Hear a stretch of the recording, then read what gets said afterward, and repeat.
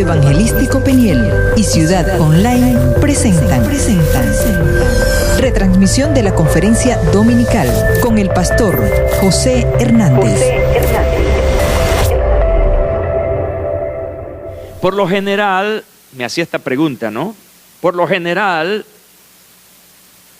¿cómo reacciona el ser humano cuando es amenazado? Es su experiencia y es la mía.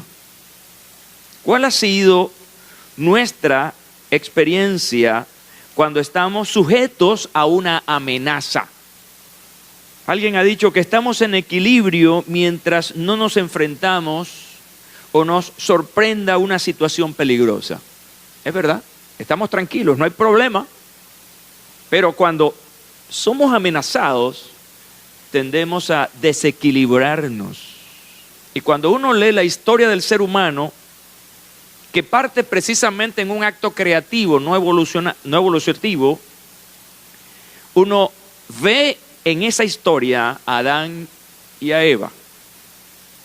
Y son confrontados en un momento, en que es el momento de la gran desobediencia.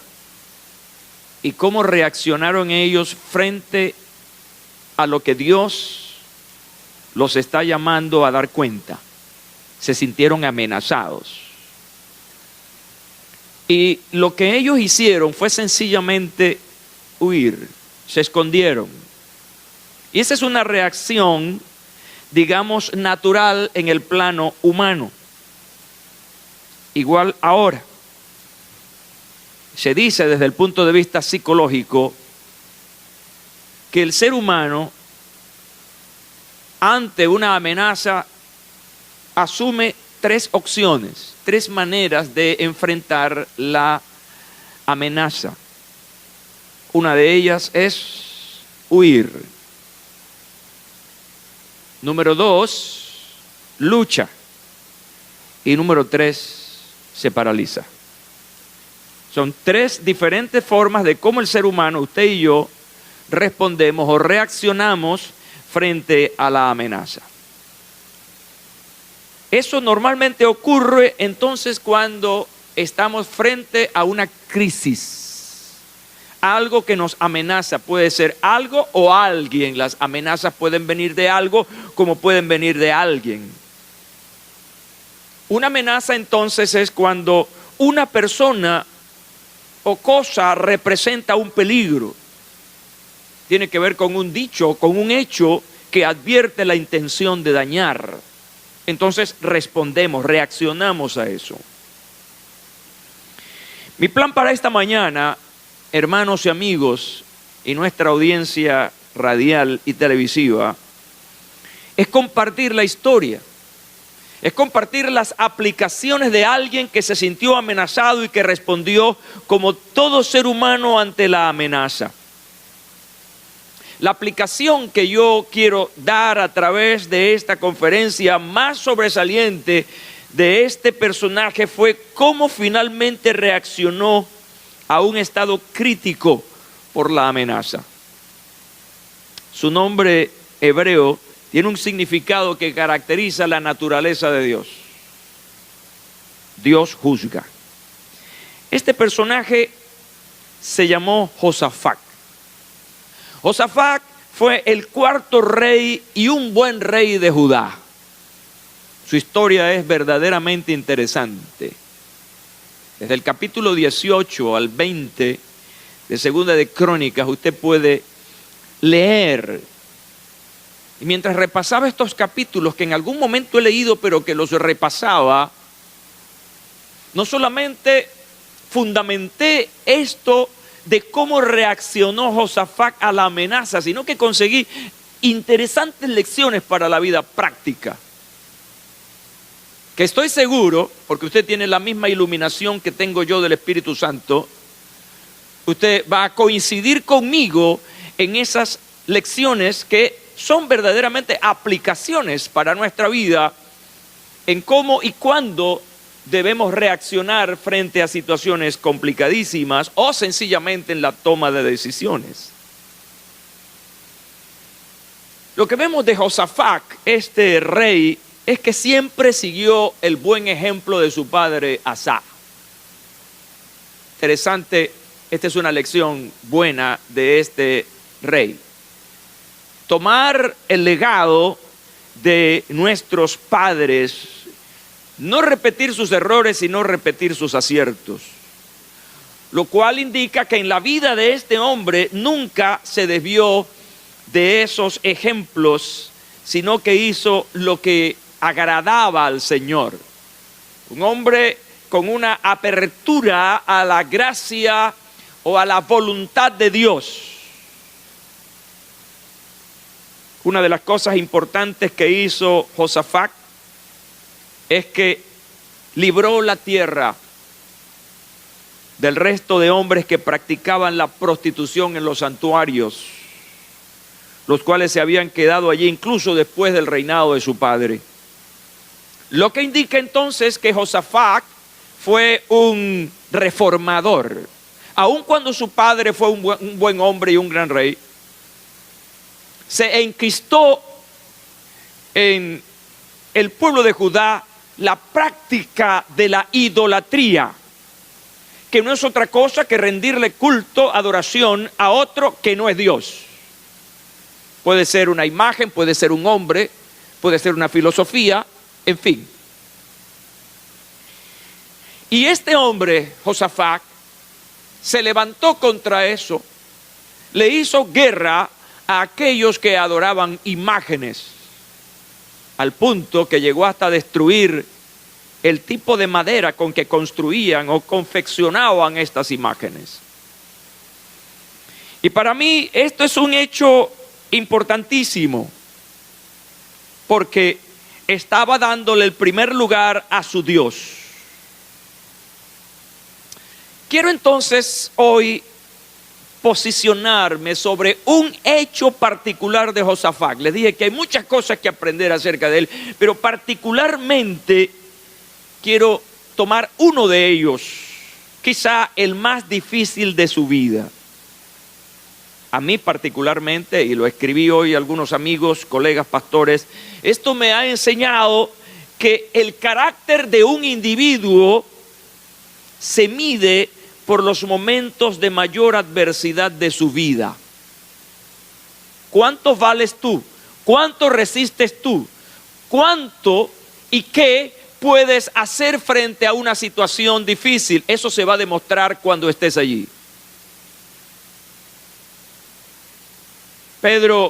A Pedro le faltaba carácter en sus primeros años como discípulo del Señor. Él le había dicho al Señor Jesús: aunque todos te dejaren, yo voy a permanecer contigo. El Pedro, ustedes saben, que confiaba en sus fuerzas. Pero el día que le tocó precisamente decir: yo sí lo conozco y él es mi maestro y él es mi líder, ese día dijo 3 veces: yo ni lo conozco, nunca lo he visto. Allí Pedro demostró una deficiencia en su carácter. ¿Quieres conocer a un hombre y a una mujer de carácter? Entonces suéltalo en medio de una crisis. ¿Están conmigo esta mañana? Escuchen este relato registrado en el segundo libro histórico de Crónicas 21 al 3. Es todo un pasaje, es quizás todo el capítulo, pero he tomado estos porque allí precisamente es donde registramos o se registra el momento más crucial, más difícil de la vida de nuestro personaje Josafat. Aconteció después de esto que los hijos de Moab y de Amón, y con ellos algunos de los amonitas, salieron a la guerra contra Josafat. Entonces fueron e informaron a Josafat diciendo: una gran multitud viene contra ti de la otra orilla del mar, de Edom. Y he aquí que están en Hazezón Tamar, que es en Engedi. Josafat tuvo temor, diga temor. Se propuso consultar a Jehová e hizo pregonar ayuno por toda Judá. Esto que estamos leyendo es cuando él y su pueblo, porque no solamente él, era su pueblo, se sienten amenazados. Pero también vemos aquí cómo reaccionó este hombre de Dios. Todo suena en este pasaje muy complicado, tan complicado que dice la Biblia que él reaccionó con temor. Su primera reacción fue temor. Todo esto suena bien al final de nuestro enfoque del ayuno. Abundemos en esperanza. Cuando tu esperanza o tu seguridad es amenazada, la pregunta es, ¿cómo debes responder a eso? ¿Cómo responder a situaciones complicadas en la vida? Tengo algunas cosas que aprendí de este pasaje que quiero compartir con ustedes en esta mañana. Lo primero que encontramos en este versículo es que no siempre vamos a escuchar buenas noticias. No siempre vamos a escuchar cosas agradables. Las cosas agradables nos alegran la vida. Es decir, que en algún momento vamos a escuchar malas noticias. Van a llegar a nuestros oídos por una u otra vía una noticia que nos va a impactar. Una noticia que nos va a mover el piso. Algunos vinieron y dieron aviso a Josafat diciendo: contra ti viene una gran multitud del otro lado del mar. Y no venían para darle aplausos, venían para confrontarlo en guerra. Y ya saben que en este tipo de guerras antiguas, el primer objetivo militar es el rey. Así que él estaba enfrentando esto como persona, pero también lo estaba enfrentando como un gran líder. ¿Cuánto daño pueden hacernos las malas noticias? ¿Qué cosas pueden generar en nosotros? ¿Qué cosas pueden generar en ti las malas noticias? Quizás esta mañana, esta audiencia que tengo aquí en la sede Megatemplo del Centro Evangelístico Peniel, o cualquier amigo o hermano que me está escuchando o viendo, a lo mejor posiblemente ha recibido una mala noticia o está por recibir una mala noticia. Quiero advertirles que las noticias buenas o malas van a aparecer en cualquier momento, Van a ser noticias que te pueden afectar a ti como persona directamente, como también pueden ser malas noticias que afecten a tu grupo familiar, que afecten tu compañía, tu empresa, bien como dueño, bien como gerente o bien como trabajador. Me escribió ahora, no hace mucho, un hermano diciendo: pastor, oren porque parece que van a cerrar la empresa, me decía este hermano. Era una empresa importante. ¿Y cuál era su temor? ¿Esa empresa es de él? No, esa empresa no es de él, pero él trabaja allí. De su trabajo en esa empresa depende su estabilidad económica. Y lo más grave que él me decía: si cierran la empresa puedo perder mis prestaciones, puedo perder mis años de trabajo. Así que eso era una malísima noticia para este padre de familia. Pueden ser de diferentes tipos las malas noticias. ¿Cómo reaccionó? ¿Cuál fue su primera reacción ante esta malísima noticia? En dos palabras: tuvo temor, tuvo miedo. Reaccionó como cualquier ser humano, reaccionó con miedo. ¿Es esto malo? ¿Es esto anormal? ¿Era Josafat un debilucho?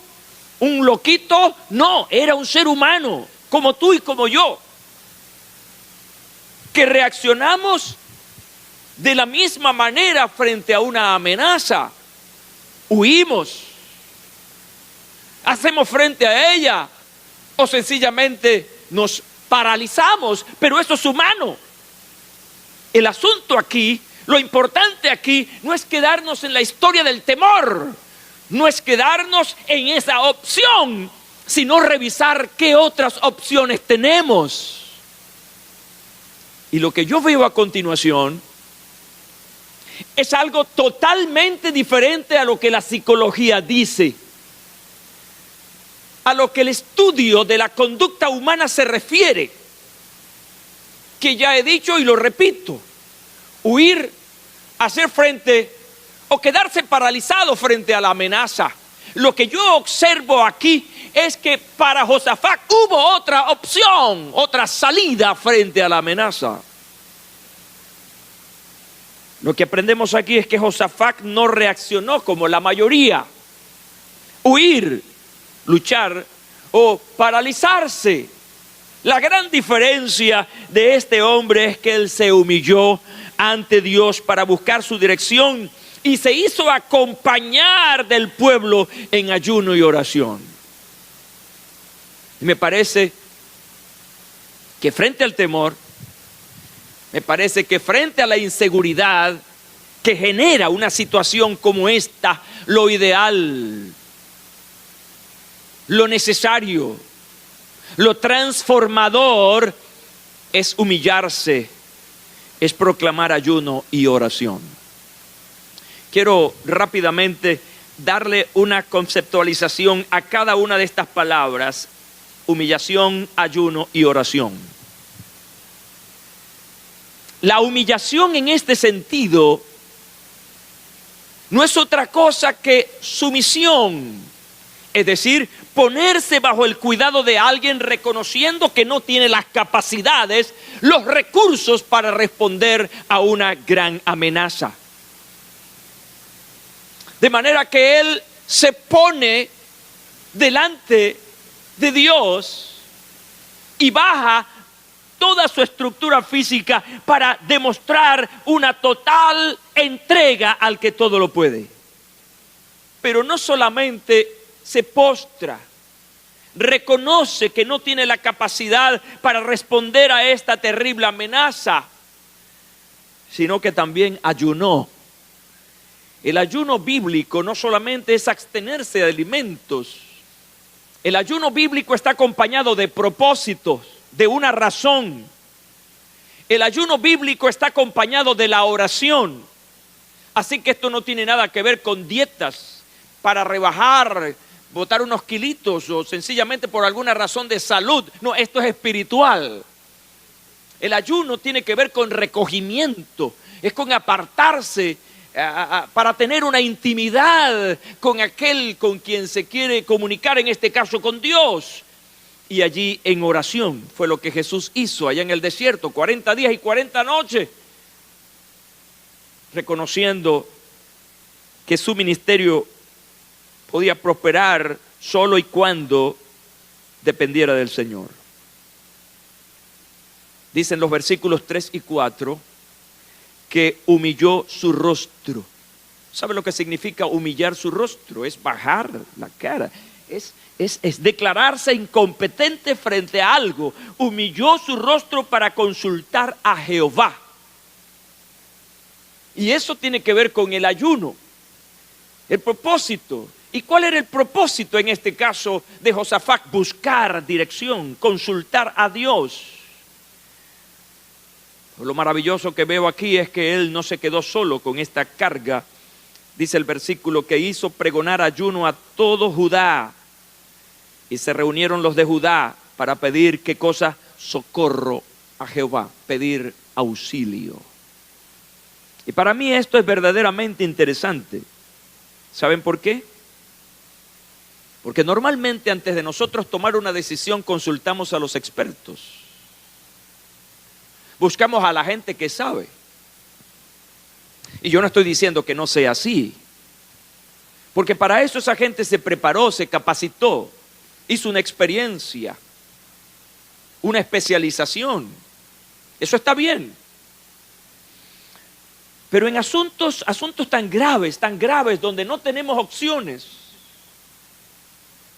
y donde la ciencia o el que tiene la experiencia, la experticia, no nos sabe dar una salida, entonces entonces hay que apelar a la cuarta cosa, que es buscar a Dios. Saben, Pedro era un experto pescador. Y un día él y su compañía estaban pescando. Y dice la Biblia que estaban frustrados, porque habían estado pescando toda la noche, dice la Biblia. Y dice que no habían pescado nada. ¡Qué frustración! ¿A cuántos les ha pasado eso? Bueno, Pedrito tuvo toda la noche. Hay algunos que tienen toda la vida buscando algo.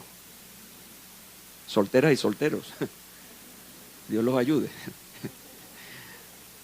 Dele un aplauso al Señor.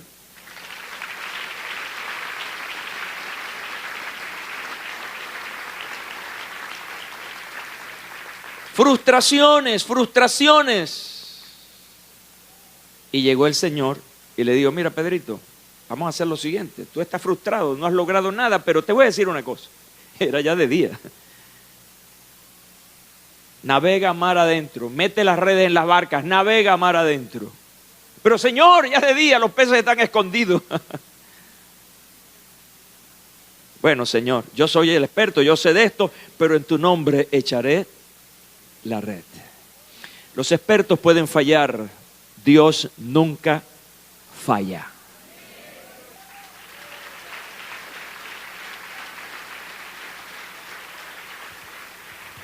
A él no le quedó otra opción. Su opción fue Dios. ¿Tenía ejército Josafat? Claro. ¿Tenía una estructura militar? Sí. ¿Tenía estrategas militares? Sí. ¿Tenía soldados? Sí. Pero este ejército es demasiado grande. Su experticia no ayudaba para nada, así que se humilló ante Dios y buscó la dirección de Dios. Me interesa mucho hurgar con ustedes, buscar con ustedes algunas verdades en esa oración, porque recuerden que él se humilló, ayunó y oró. Y la oración de Josafat es interesante, porque entre las cosas que hizo Josafat, adoró, alabó al Señor y todas esas cosas lindas, él apeló a una cosa que sociológicamente denominamos memoria histórica. Él apeló a la memoria histórica. Ahora, debo entender claramente yo que él no estaba tratando de recordarle a Dios nada, porque Dios lo sabe todo, a él no se le olvida nada. ¿Cuántos creen que a Dios se le olvida algo? Dios sabe que tú estás aquí esta mañana. Y Dios sabe cómo estás tú esta mañana. Cómo te sientes hoy. Y creo que esto tiene más bien una referencia hacia Él. Así que en esta oración, versículo 6 del capítulo 20, Él está diciendo, Jehová, Dios de nuestros padres, ¿no eres tú Dios en los cielos y tienes dominio sobre todos los reinos de las naciones? Es como que le está recordando a Dios algo. Yo pienso que el que se estaba recordando esa verdad era Él mismo. La memoria histórica, familiar, como quieran llamarla, es un esfuerzo consciente de los seres humanos por encontrar su pasado, hurgar un poco allá. La memoria de acontecimientos no vividos directamente, sino transmitidos por otros medios. Eso es memoria histórica. Lo que te contaron a ti acerca de cosas, bien sea en la familia, del país, o lo que tú has vivido en un pasado reciente, eso tiene que ver con la memoria histórica. El pueblo de Israel se caracteriza hasta el presente por lo siguiente. Se caracteriza por la comunicación de hechos, de la historia. Uno se pregunta, ¿por qué este pueblo no ha sido destruido todavía? Un pueblo que ha sido víctima ¿de qué? De saqueos. de invasiones, de exilios. Hoy en día se habla de grandes movilizaciones sociales, gente que por la fuerza está abandonando su país, como Siria, por ejemplo. Venezuela. ¿Cuántos miles de nosotros han salido del país por alguna razón económica, salud, estudios, inseguridad, etcétera? El pueblo de Israel se enfrentó a todas esas cosas y era como para que ya no existiera. Solamente Hitler se llevó 6 millones de judíos en los campos de concentración. Y ese pueblo todavía vive. ¿Sabe por qué ese pueblo ha resistido? Bueno, la primera razón es porque es el pueblo de Dios. Pero la segunda razón es su memoria histórica. Antes de la escritura, antes de que existiera la escritura, todo lo que tiene que ver con la comunicación oral, los padres contándole a los hijos lo que Dios hacía en el pasado, y estos lo contaban a sus hijos y de los hijos a los hijos, en fin, de generación en generación. Eso es memoria histórica. ¿Y qué recordaban ellos? Los grandes acontecimientos, cómo fueron liberados de Egipto, cómo Dios hizo cosas milagrosas, todas esas historias. Sansón, cómo derrotó a los filisteos, y así sucesivamente. Todas esas historias iban pasando de generación en generación. Y esos buenos recuerdos, esa buena memoria envalentonaba al pueblo. Es como decir, si Dios lo hizo en el pasado, también lo hará en el presente. Tú necesitas recordar, tú necesitas una memoria fresca, recuerdos frescos acerca de lo que Dios ha hecho en tu vida. No solamente las cosas buenas, sino las cosas malas donde estabas hundidos y cómo Dios te sacó de allí, cómo Dios transformó situaciones. Yo no sé si en esta mañana a alguien le ha pasado algo así, pero a mí me ha pasado. Dios ha estado conmigo en tantas circunstancias que hoy digo, si lo hizo ayer, lo hará hoy y lo hará siempre, porque Él es el mismo ayer, hoy y por los siglos.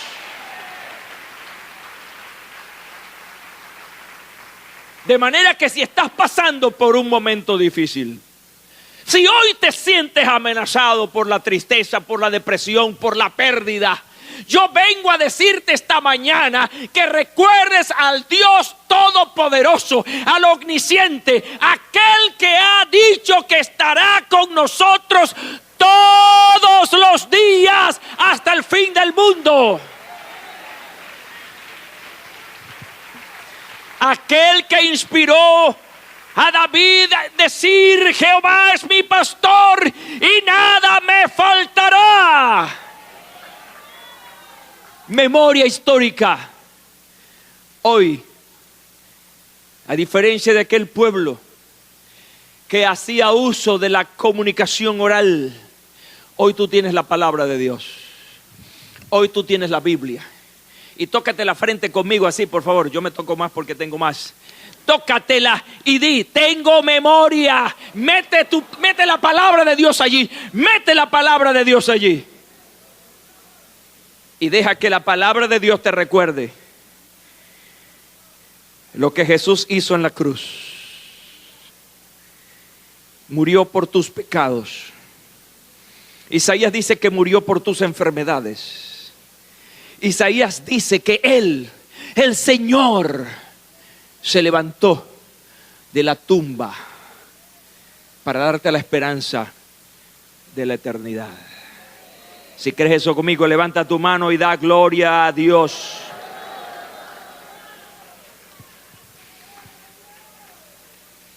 Frente a la amenaza,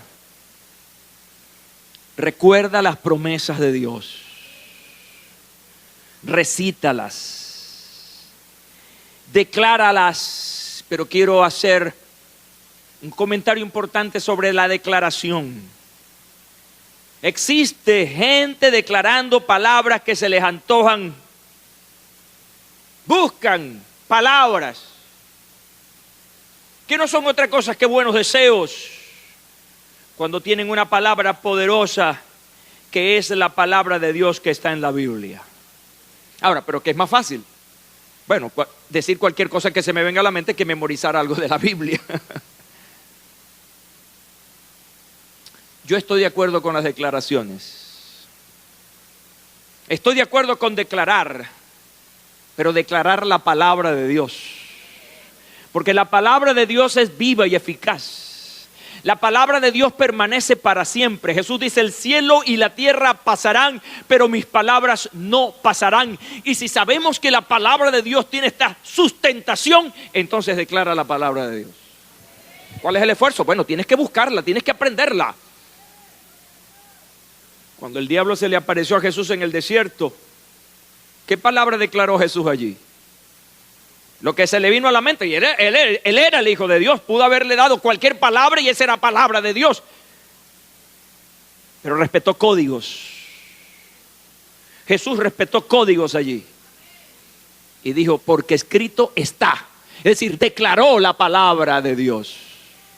Yo te invito a que leas la palabra, memorices la palabra y cuando te sea necesaria declararla, declárala. ¿Qué otra cosa hizo Josafat?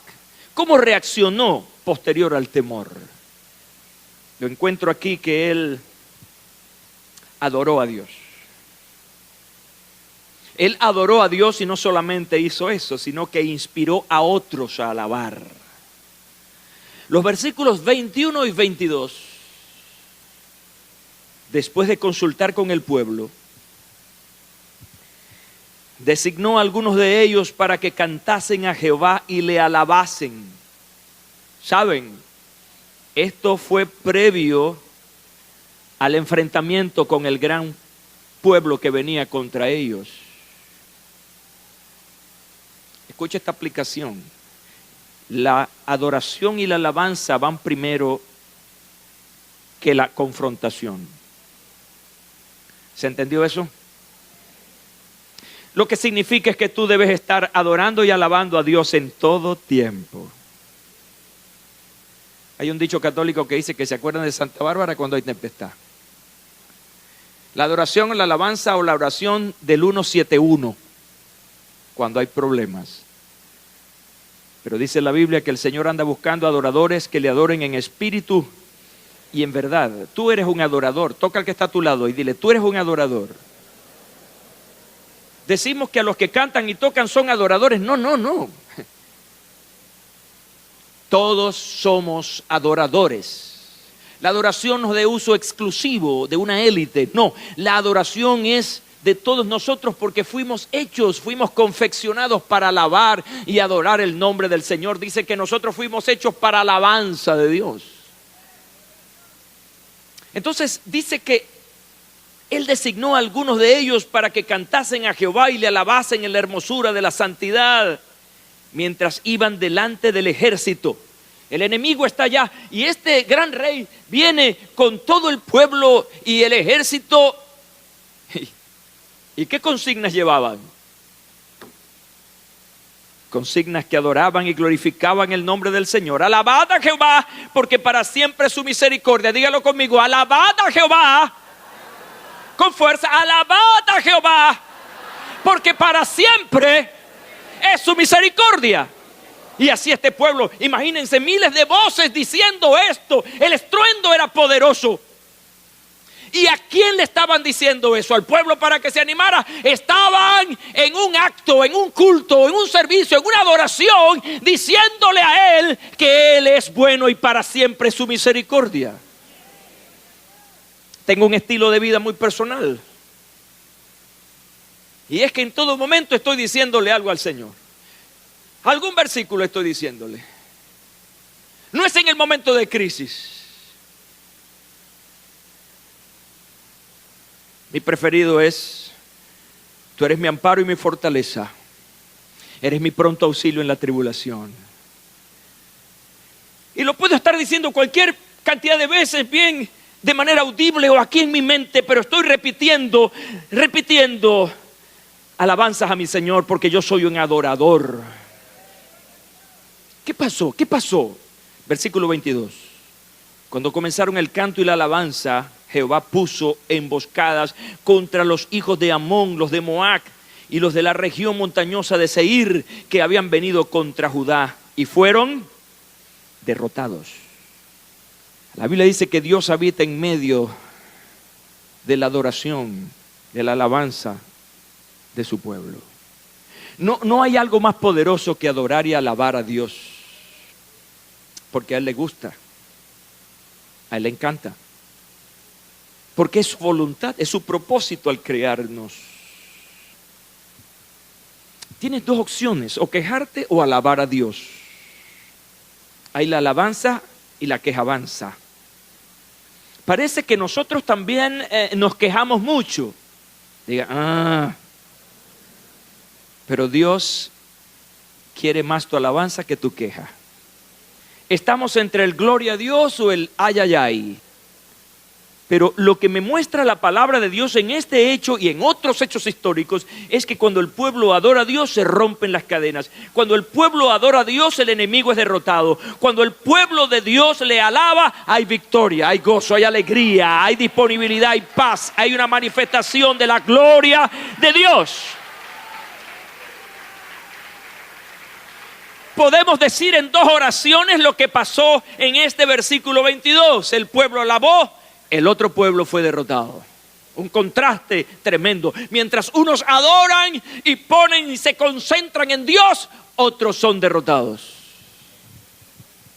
La historia de Josafat es verdaderamente interesante.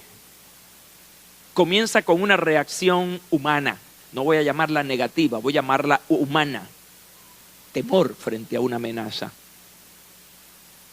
Pero lo que siguió a esa reacción natural fueron otras reacciones canalizadas, direccionadas hacia el Señor. Otra cosa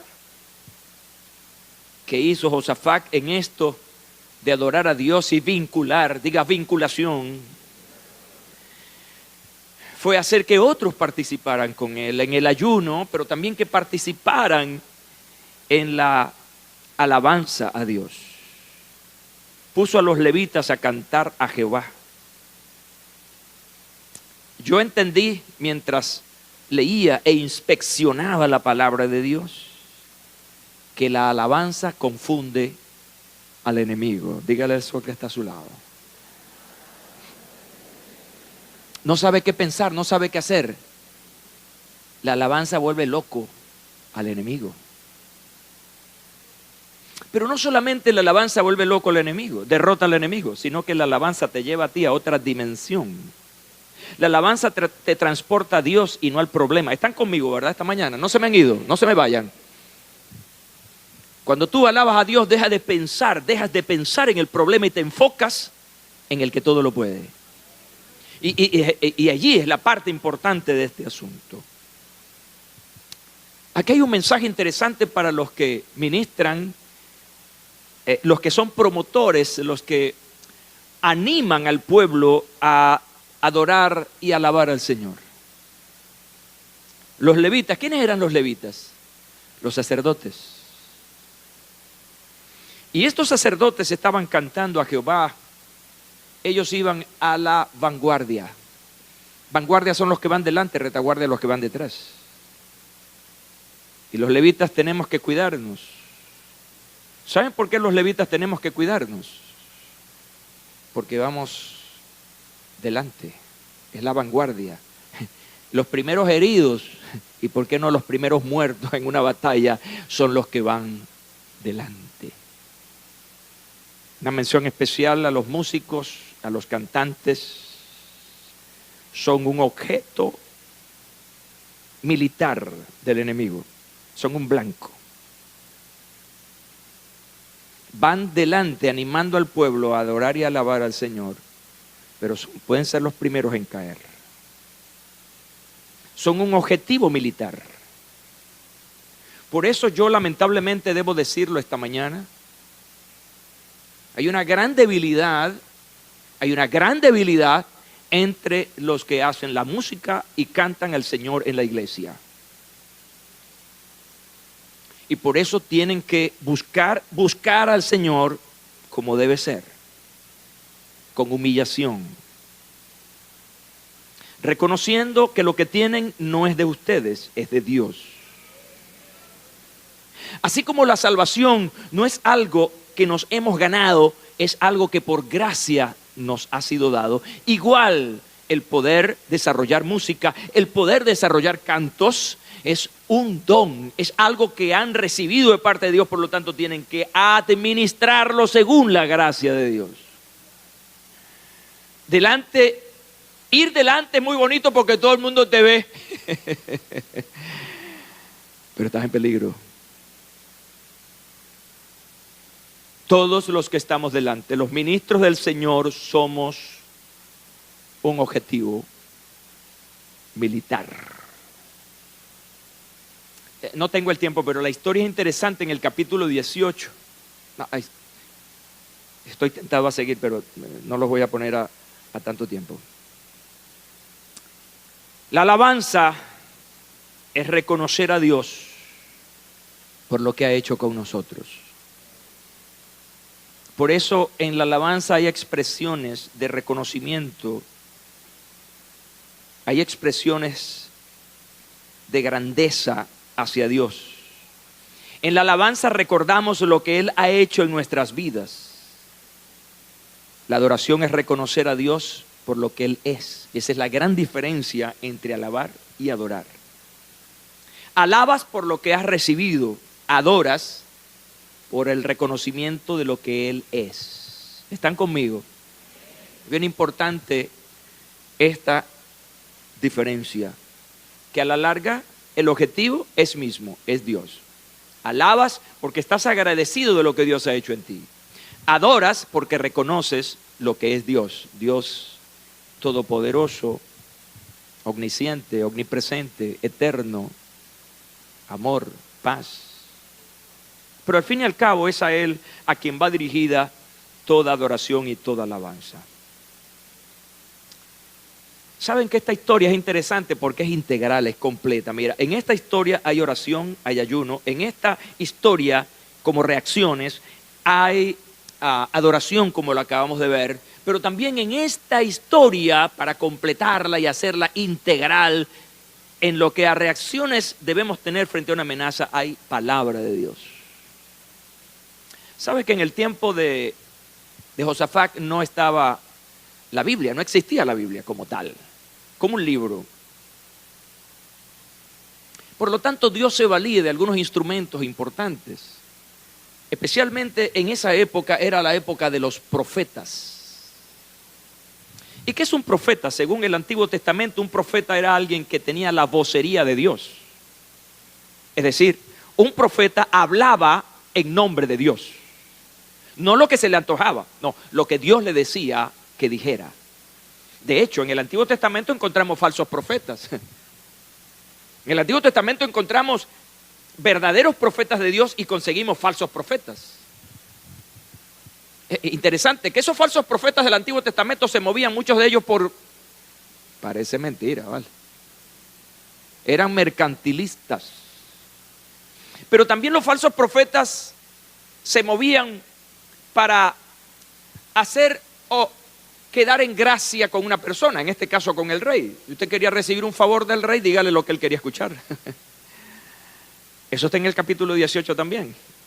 Los estoy invitando, les estoy dando una tarea. Entonces los profetas en el Antiguo Testamento tenían un papel importante. Habían sacerdotes y profetas. Y en ese mover el pueblo se movía.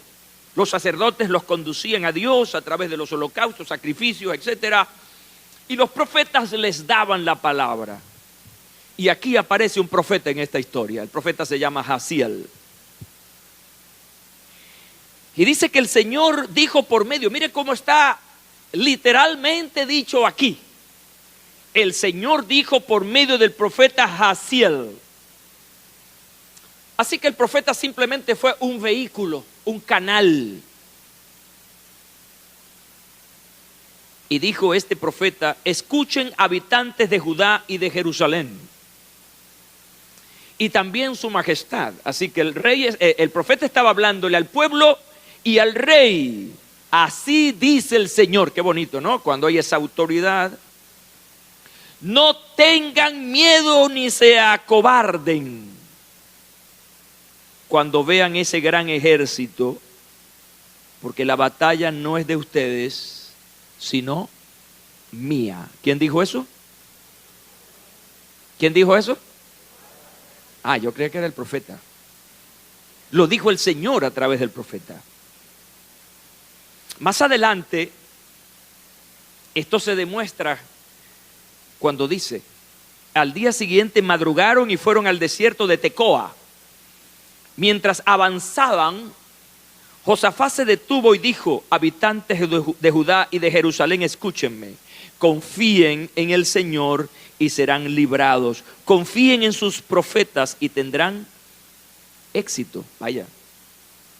El ministerio profético tenía un papel importante en los tiempos del Antiguo Testamento.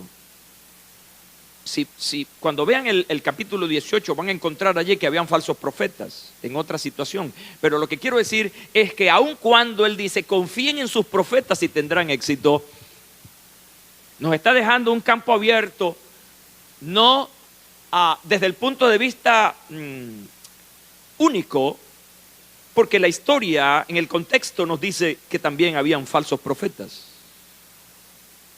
La profecía en el Nuevo Testamento quizás no es tan influyente como en el Antiguo Testamento.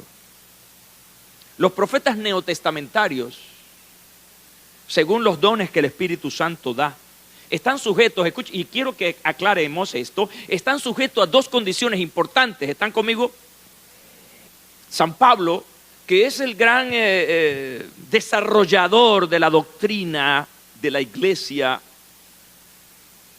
hablaba acerca de los profetas y decía que los profetas, que nosotros, tú y yo, tenemos la autoridad bíblica para examinar la profecía. Se examina la profecía, pero también se examina al profeta. ¿Están conmigo esta mañana?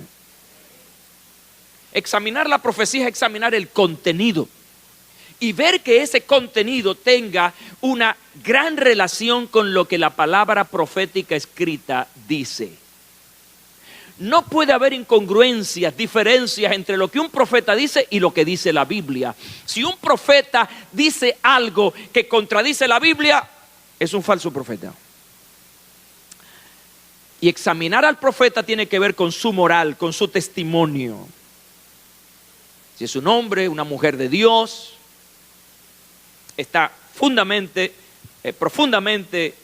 apegado a lo que el Señor Jesucristo dice. Por lo tanto, y advierto a la congregación como pastor responsable,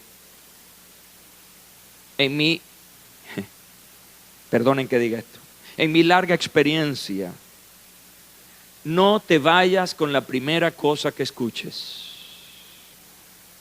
Examina la profecía y examina al profeta. ¿Cuántos tienen al Espíritu Santo aquí?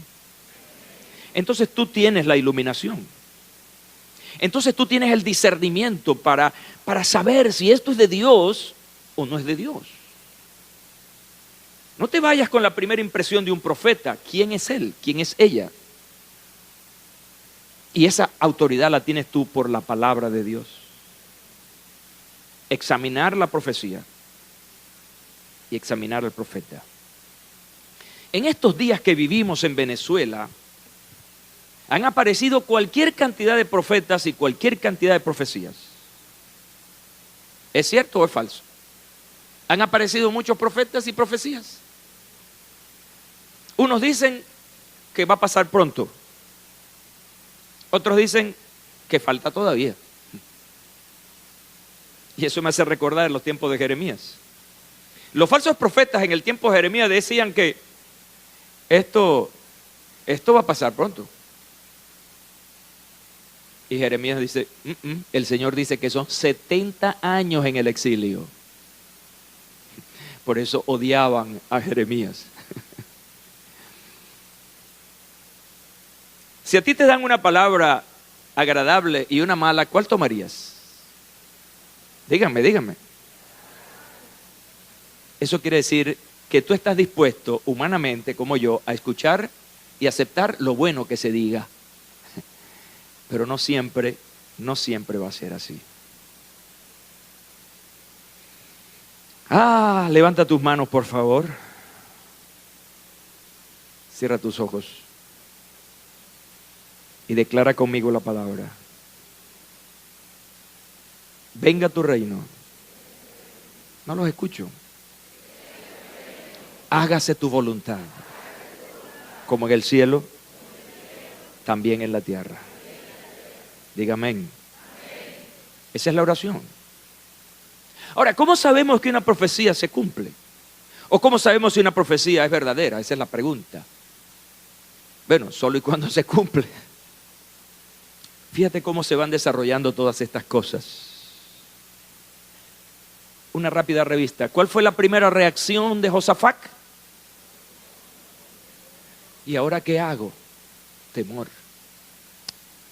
Esa primera reacción adversa, trágica, entonces fue evolucionando hacia otras reacciones que contribuirían a un final feliz. Y allí es donde quiero llegar para terminar. Finalmente, Josafat y todo el pueblo de Dios disfrutaron la victoria. Voy a tomarme unos versículos, son varios, para cerrar esa idea general. Al cuarto día se congregaron en el valle de Berajá. Allí bendijeron a Jehová. Por eso llamaron el nombre de aquel lugar Valle de Berajá hasta hoy.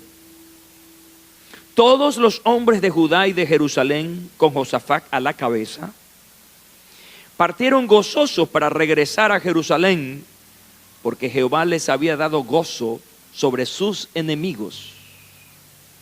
Llegaron a Jerusalén, a la casa de Jehová, con liras, arpas y trompetas.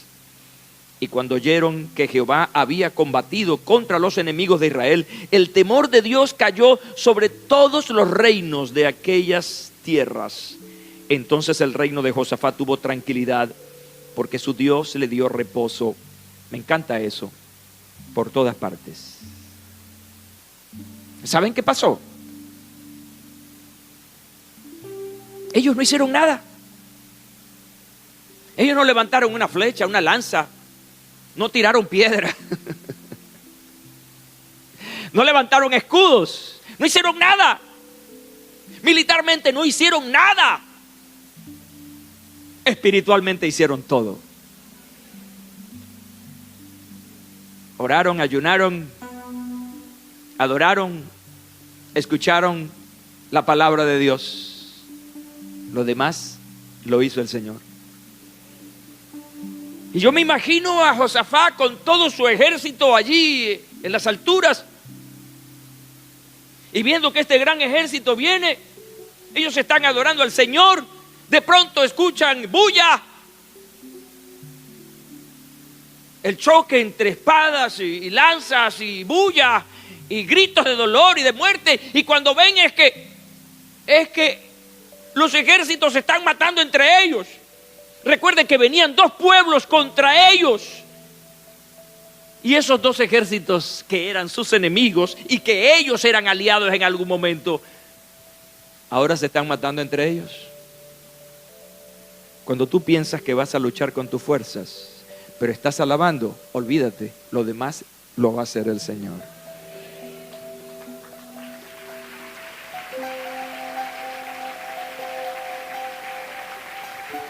Oh, gloria a tu nombre, Señor. Ponte de pie, por favor. Dios es nuestro amparo y nuestra fortaleza. Él es nuestro pronto auxilio en las tribulaciones. Alzaré mis ojos a los montes. ¿De dónde vendrá mi socorro? Mi socorro viene de Jehová, que hizo los cielos y la tierra. ¿En quién estamos poniendo nuestra confianza en tiempos de crisis? ¿En quién pones tu confianza cuando estás amenazado o amenazada? ¿Quién es tu enemigo? ¿Cuántos son tus enemigos? ¿Cuán poderosos son tus enemigos? Dios está diciendo, no importa, no importa, yo me encargo de eso. Haz tú lo que tienes que hacer conmigo. ¿Qué es lo que tengo que hacer, pastor? Aprendamos la lección. Humillémonos. Si mi pueblo se humillare, ¿qué dice allá la palabra de Dios? Hay un quebrantamiento, la humillación. Se apartan del pecado. Oran. Entonces hay una respuesta de Dios: yo sanaré su tierra. Este pueblo venezolano ha sido un pueblo soberbio, altivo, que todo lo toma en bromas.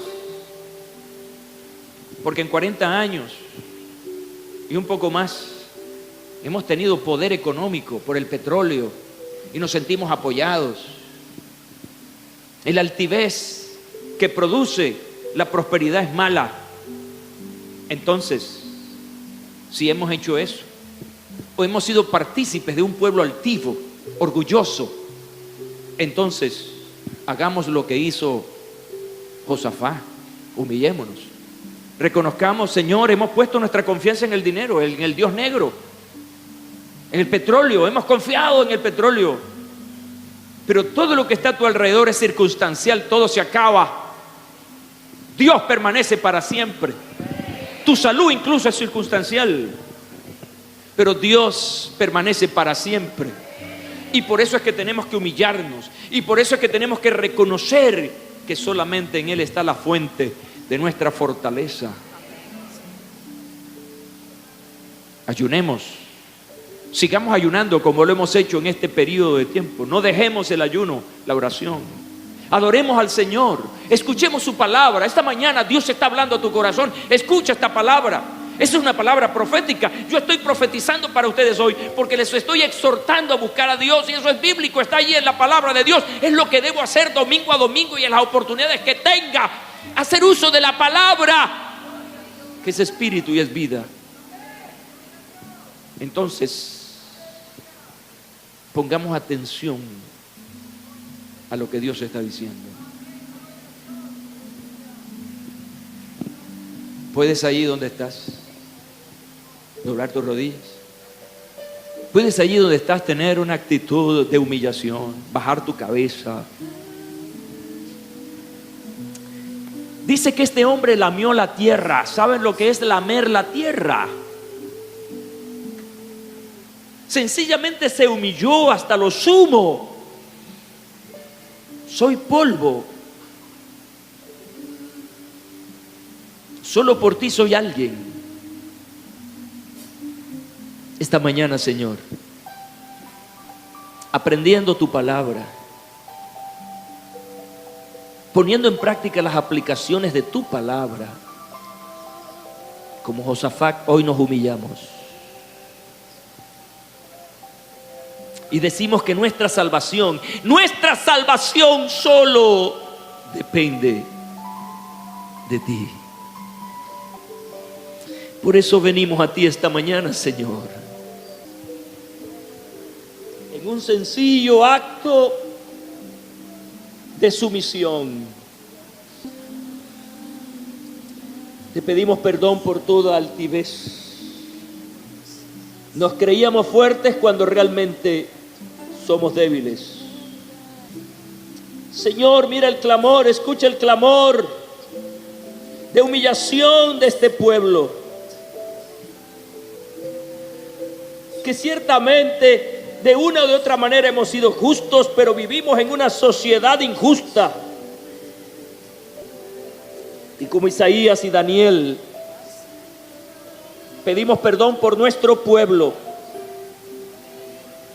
por los pecados de nuestra nación, porque tenemos amenazas, muchas amenazas.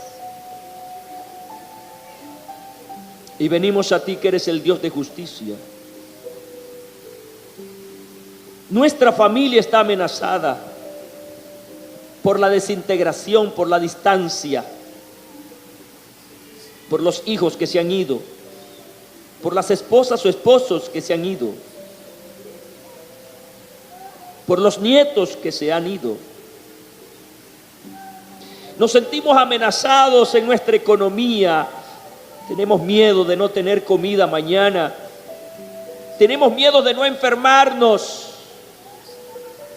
Hay amenazas. Ayúdanos, Señor. Tú eres nuestro amparo, nuestra fortaleza. Declaramos tu palabra, eres nuestro pronto auxilio en esta tribulación, Señor.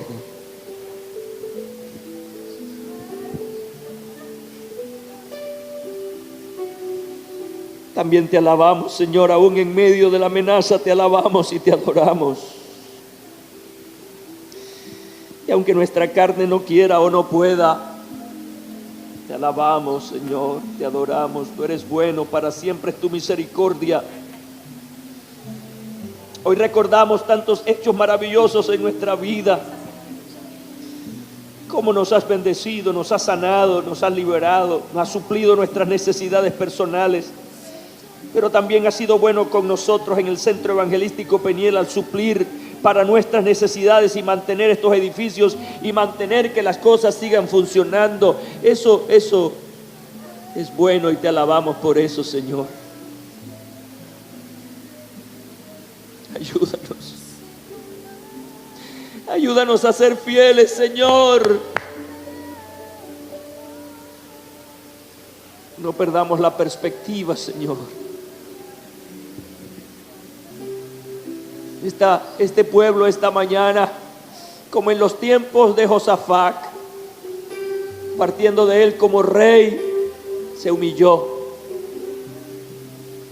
Y esta mañana, Señor, yo como pastor y los pastores y pastoras, los ministros, todos nos humillamos delante de ti, Señor.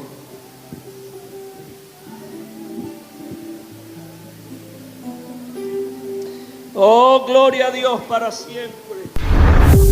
Centro Evangelístico Peniel y Ciudad Online presentó retransmisión de la conferencia dominical con el pastor José Hernández.